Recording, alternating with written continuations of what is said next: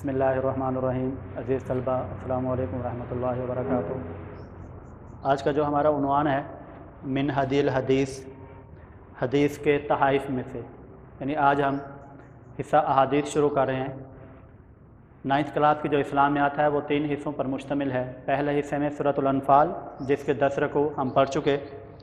दूसरे हिस्से में 10 अहादीस हैं, पहली हदीस आज हम पढ़ेंगे। और तीसरा हिस्सा जो है वो मौज़ूआती मुतालिया पर मुश्तमिल है।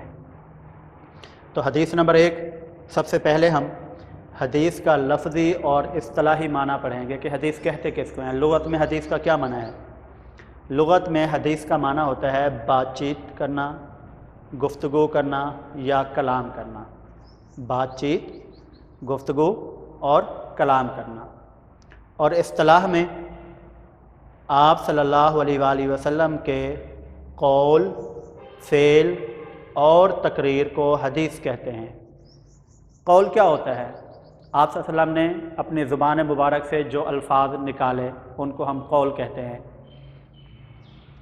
जैसे मिसाल के तौर पर आप ने फरमाया कि इन्नमल आमालु बिन्निय्यात, आमाल का दारोमदार किस पर है? नीयतों पर है। अब ये आप सल्लल्लाहु अलैहि वसल्लम ने अपनी ज़ुबान मुबारक से अदा किया। एक है फ़ेल, अमल करना। आप सल्लल्लाहु अलैहि वसल्लम ने एक अमल करके दिखाया कि मिसाल के तौर पर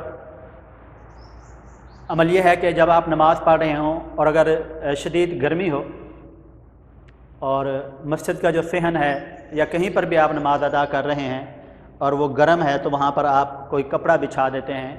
तो आप सल्लल्लाहु अलैहि वसल्लम ने ये अमल भी किया, सहाबा कराम ने भी ये अमल करके दिखाया। तो इसको हम अमल कहते हैं, फ़ेल कहते हैं।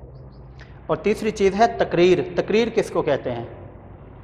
तकरीर ये है कि किसी शख्स ने आप सल्लल्लाहु अलैहि वसल्लम के सामने कोई काम किया, आप सल्लल्लाहु अलैहि वसल्लम ने वहाँ पर खामोशी अख्तियार कर ली। ना तो उसको मना किया कि आइंदा ये काम ना करना, और ना ही उसे कहा कि चलो ठीक है आप ठीक काम कर रहे हो, आइंदा भी ये काम जारी रखना। यानी किसी काम पर खामोशी अख्तियार करना ये भी इस बात की दलील होती है कि ये काम करना क्या है? जायज़ है। ठीक है, इसको क्या कहा जाता है? तकरीर कहा जाता है। तो इस्तिलाही माना आप सल्लल्लाहु अलैहि वसल्लम के कौल, फ़ेल और तकरीर को हदीस कहते हैं। तो पहली हदीस बेटा, अफ़ज़लुल आमाली ला इलाहा इल्लल्लाहु व अफ़ज़लुद दुआइल इस्तिग़फ़ारु। अफ़ज़लु सबसे ज़्यादा फ़जीलत वाला, अल आमाल अमल, ला इलाहा अगर हम इसका लफ्ज़ी माना करें, ला का माना नहीं, इलाह माबूद, इल्ला मगर, अल्लाह अल्लाह कि अल्लाह के सिवा कोई माबूद नहीं। सबसे ज़्यादा फ़जीलत वाला अमल ला इलाहा इल्लल्लाह है। व अफ़ज़लु और सबसे ज़्यादा फ़जीलत वाली अद्दुआई दुआ, अल इस्तिग़फ़ार, इस्तिग़फ़ार का लफ्ज़ी माना है अपनी गलतियों और गुनाहों की माफ़ी मांगना। और सबसे ज़्यादा फ़जीलत वाली दुआ और सबसे ज़्यादा बेहतरीन दुआ जो है वो क्या है? इस्तिग़फ़ार है। इस हदीस मुबारक में के 2 हिस्से बयान किए हैं। हदीस के पहले हिस्से में आप सल्लल्लाहु अलैहि वसल्लम ने अल्लाह ताला की तौहीद के इकरार को सबसे ज़्यादा फ़जीलत वाला अमल करार दिया है। अल्लाह ताला की तौहीद, इसमें क्या है कि ला इलाहा इल्लल्लाह, अल्लाह के सिवा कोई माबूद नहीं। इसमें हम अल्लाह ताला की वहदानियत का इकरार करते हैं, अल्लाह ताला को एक मानते हैं, अल्लाह ताला को यकता मानते हैं। और जो दूसरा हिस्सा है इस्तिग़फ़ार, इसमें हम अल्लाह ताला के हुज़ूर अपनी गलतियों और गुनाहों की माफ़ी तलब करते हैं। इसको इस्तिग़फ़ार कहा गया है। अब इंसान जितने भी आमाल करता है, जो ज़िक्र करता है, उनमें से सबसे जो अफजल ज़िक्र होगा वो ला इलाहा इल्लल्लाह होगा, यानी अल्लाह ताला की वहदानियत, अल्लाह को एक मानना। अब इंसान का अल्लाह को एक मानना का जो अकीदा है वो जितना पुख्ता होगा, इंसान के आमाल भी उतने अच्छे होंगे। और इंसान जितनी भी दुआएं मांगता है, रिज़्क़ की दुआ मांगता है, सेहत की दुआ मांगता है, बीमारी की से जो है ना वो बचने की, औलाद के लिए मांगता है, जो भी दुआएं मांगता है उनमें से जो बेहतरीन दुआ है वो है इस्तिग़फ़ार। گناہوں کی معافی مانگنا۔ اگر اللہ تعالیٰ انسان کے گناہ معاف کر دے گا تو انسان کے باقی کے سارے اعمال کیا ہو جائیں گے؟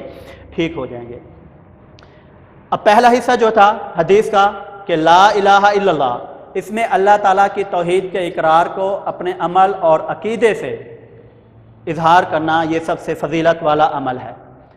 اب لا الہ الا اللہ میں ایک لفظ آیا ہے الہ کا، لا الہ الا اللہ میں لفظ الہ، الہ کس کو کہتے ہیں؟ الہ سے کیا مراد ہے؟ یہ جو بیٹا آپ کے ہیڈنگز ہیں یہی شارٹ کویشچن بنتے ہوتے ہیں۔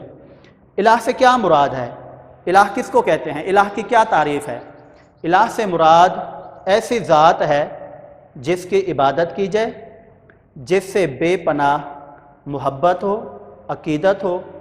وہ کون سی ذات ہے؟ وہ اللہ ہی کی ذات ہے جس نے ہمیں پیدا کیا، ہمیں عقل اور بصیرت عطا کی، ہمیں نہ صرف زندگی دی بلکہ زندگی کی تمام نعمتیں عطا کی۔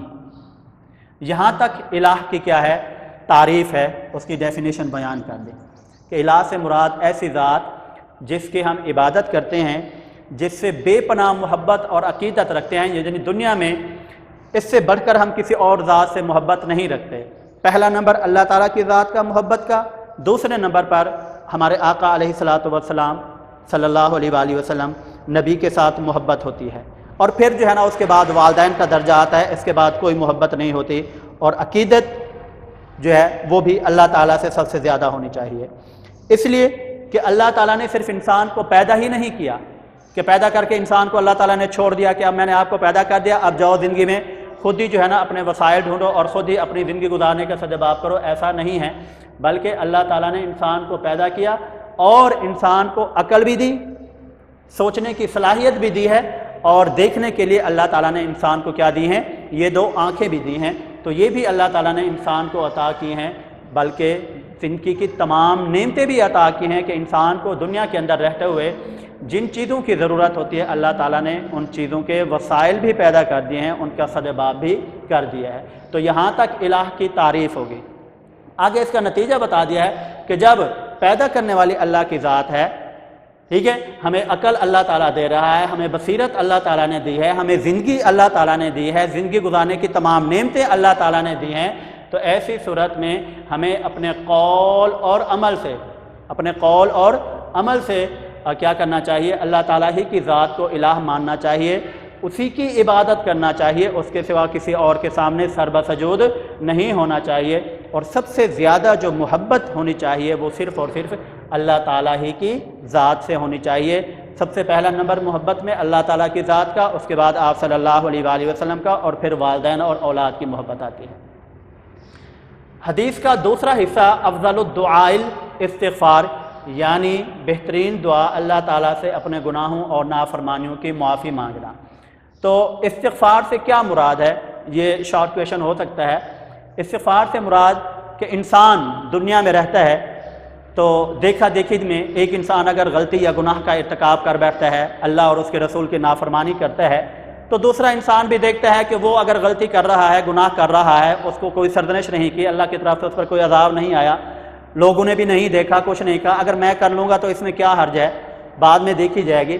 تو اگر انسان دیکھا دیکھی میں کیا کرتا ہے، کسی غلطی یا گناہ کا ارتکاب کر بیٹھتا ہے، تو ایسی صورت میں وہ اپنے خالق اور مالک کی مرضی کے خلاف کام کرتا ہے، پیدا کرنے والے اور جو اس کا مالک ہے اس کی مرضی کے خلاف کام کر بیٹھتا ہے۔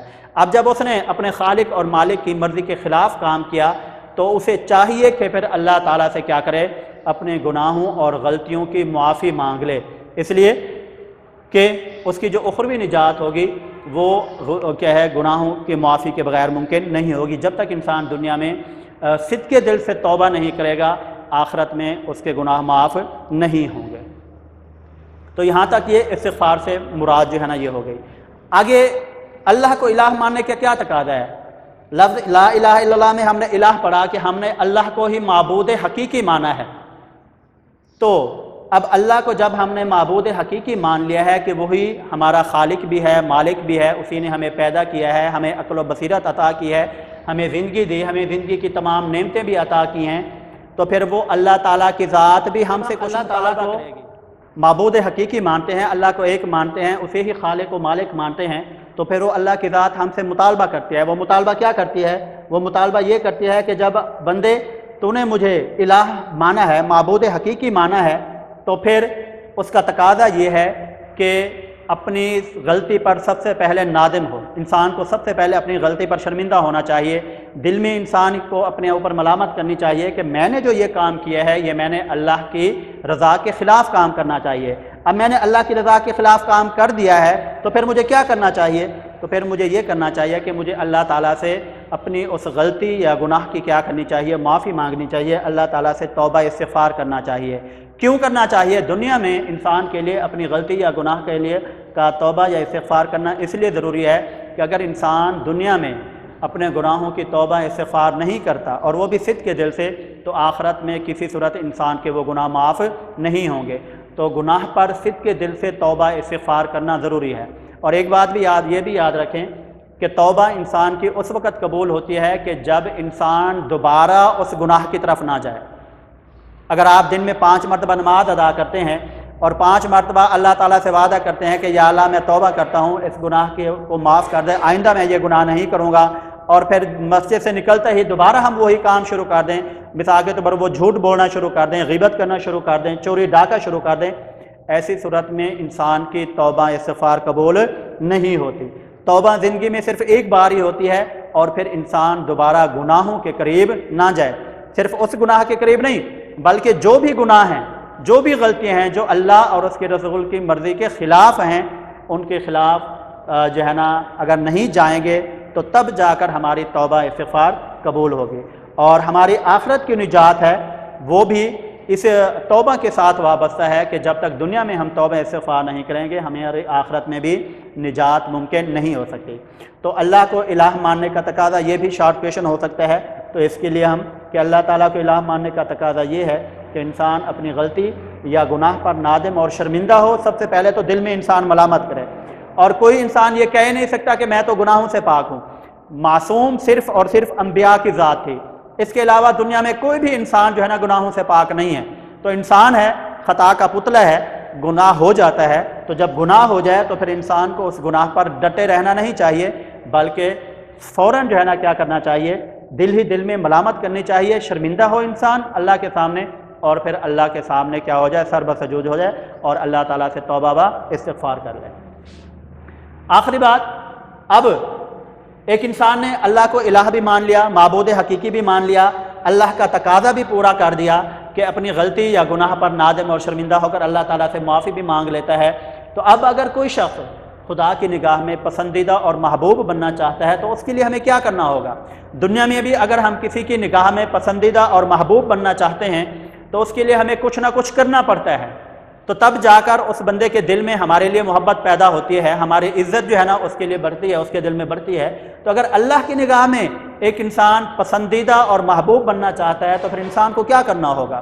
اس کے لیے بھی اللہ کے رسول صلی اللہ علیہ وآلہ وسلم نے ایک عمل بتا دیا، اور بہت ہی آسان عمل ہے، کوئی مشکل نہیں ہے، اس کے لیے ہمیں کوئی دولت خرچ کرنا نہیں پڑتی، ہمیں کیا ہے الگ سے وقت نہیں دینا پڑتا، بلکہ اس کے لیے یہ فرمایا گیا ہے کہ انسان چل پھر رہا ہے، کھڑا ہے، بیٹھا ہے، لیٹا ہوا ہے، ٹھیک ہے، کسی بھی حال میں ہے، الا یہ کہ گناہ کی حالت میں نہ ہو، گناہ نہ کر رہا ہو، بلکہ عام جو ہمارے زندگی کے معاملات ہوتے ہیں، روٹین کا جو ورک ہوتا ہے، وہ کام کرتے ہوئے کیا کرنا چاہیے؟ اسے دل و جان سے لا الہ الا اللہ کا ذکر کرنا چاہیے، اور دوسرے نمبر پر استغفر اللہ کا اظہار کرنا چاہیے۔ یہ وہ دو عمل ہیں جن کے ذریعے انسان اللہ اور اس کے رسول کی نگاہ میں پسندیدہ اور محبوب بن سکتا ہے۔ جب اللہ کی نگاہ میں کیا بن جائے گا؟ انسان پسندیدہ اور محبوب بن جائے گا، تو پھر اللہ تبارک و تعالیٰ اس انسان کے دل میں جو ہے نا وہ گناہ کا شائبہ تک بھی پیدا نہیں ہونے دے گے، اور وہ انسان گناہوں سے بھی بچ جائے گا، اور جو اس سے پہلے ہو چکے تو وہ انسان خود بخود اللہ تعالیٰ اس کو توبہ استغفار کرنے کی توفیق بھی دے دیں۔ تو لا الہ الا اللہ میں اللہ تعالیٰ کے وحدانیت پر ہمارا ایمان کیا ہوتا ہے؟ پختہ ہوتا ہے، اور استغفار سے انسان جو گناہ یا غلطی کر بیٹھتا ہے جانے میں یا انجانے میں، تو توبہ استغفار سے کیا ہو جاتی ہیں؟ وہ گناہ انسان کے چھل جھڑ جاتے ہیں۔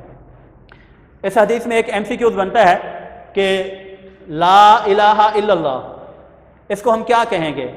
ذکر کہیں گے، تسبیح کہیں گے، ٹھیک ہے، تحلیل کہیں گے، یا یہ کیا چیز ہے؟ تو آپشن میں اگر آ جاتا ہے کہ تسبیح، تحلیل، ٹھیک ہے، تو یہ تسبیح ہے لا الہ الا اللہ.